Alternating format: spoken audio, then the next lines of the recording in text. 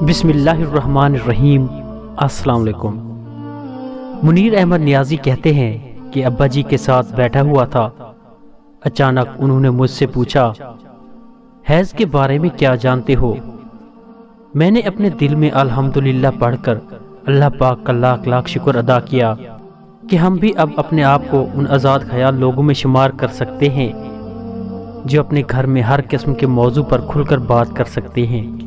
ساتھ ہی مجھے وہ سارے بیتے سال یاد آ گئے جو میں نے ابا جی کے روب اور دہشت کے ساتھ اس گھر کے گھٹن زدہ ماحول میں گزار دیے تھے۔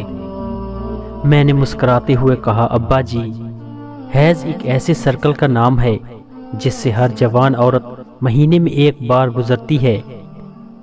ابا جی نے پھر پوچھا، تو پھر عورت اس حالت میں کیا کرتی ہے؟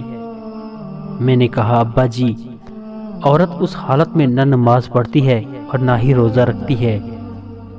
ابا جی نے اس بار قدرے سخت اور اکھڑے ہوئے لہجے میں کہا، پتر، اس کا مطلب یہ ہے کہ تجھ میں اور اس حیض والی عورت میں کوئی فرق نہیں۔